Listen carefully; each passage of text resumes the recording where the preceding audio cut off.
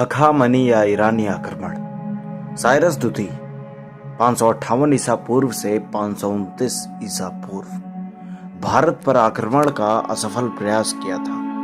भारत में सर्वप्रथम इसी को विदेशी आक्रमण माना जाता है। साइरस द्वितीय ने 6ठी शताब्दी ईसा पूर्व के मध्य ईरान में हखामनी साम्राज्य की स्थापना की। साइरस द्वितीय एक महत्वाकांक्षी शासक था।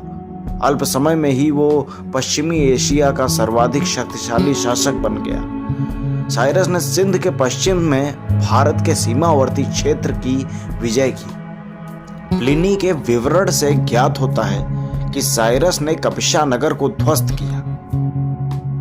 साइरस की मृत्यु कैस्पियन क्षेत्र में डरबाइक नामक एक पूर्वी जनजाति के विरुद्ध लड़ते हुए मारा गया तथा उसका पुत्र कैम्बिसीज द्वितीय 529 ईसा पूर्व से 522 ईसा पूर्व उसके साम्राज्य का उत्तराधिकारी हुआ। वो ग्रह युद्धों में ही उलझा रहा और उसके समय में हखामनी साम्राज्य का भारत की ओर कोई विस्तार न हो सका। डेरियस प्रथम, जिसे दारा प्रथम भी कहते हैं, 522 ईसा पूर्व से 486 ईसा पूर्व भारत पर आक्रमण करने में प्रथम सफलता दारा प्रथम डेरियस प्रथम को प्राप्त हुई। दारा के यूनानी सेनापति स्काईलैक्स ने सिंधु से भारतीय समुद्र में उतरकर अरब और मकरान तटों का पता लगाया। दारा प्रथम ने 516 ईसा पूर्व में सर्वप्रथम गांधार को जीतकर फारसी साम्राज्य में मिलाया था। भारत का पश्चिमोत्तर भाग दारा के साम्राज्य का 20वां प्रांत हेरोडोटस के अनुसार था। कंबोज एवं गांधार पर भी उसका अधिकार था। दारा प्रथम के 3 अभिलेखों बेहिस्तून, परसिपोलिस एवं नक्शे रुस्तम से पता ये लगता है कि उसी ने सर्वप्रथम सिंधु नदी के तटवर्ती भारतीय भूभागों को अधिकृत किया। जरक्सीज के उत्तराधिकारी तथा पारसीक साम्राज्य का विनाश।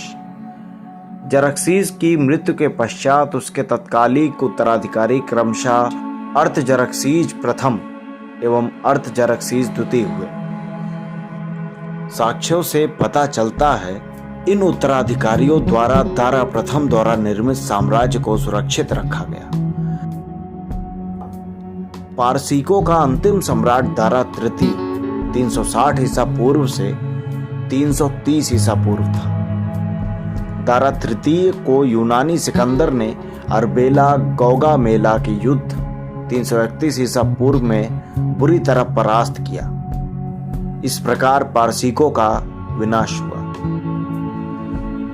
भारतीय क्षेत्रों में ईरानी आक्रमण के कारण ईरानी सम्राटों की पश्चिम में सुदृढ़ता, भारत के पश्चिमोत्तर राज्यों की अस्थिर और अराजक राजनीतिक परिस्थितियां, पश्चिमोत्तर सीमा प्रांतों का सामरिक और आर्थिक महत्व, उत्तरापथ मार्ग पर नियंत्रण करने की इच्छा शक्ति, हखामनी आक्रमण का भारत पर प्रभाव।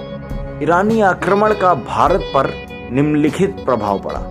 समुद्री मार्ग की खोज से विदेशी व्यापार को प्रोत्साहन मिला। पश्चिमोत्तर भारत में दाईं से बाईं ओर लिखे जाने वाली खरोष्ठी लिपि का प्रचार हुआ। अशोक के कुछ अभिलेख खरोष्ठी लिपि में उत्कीर्ण है।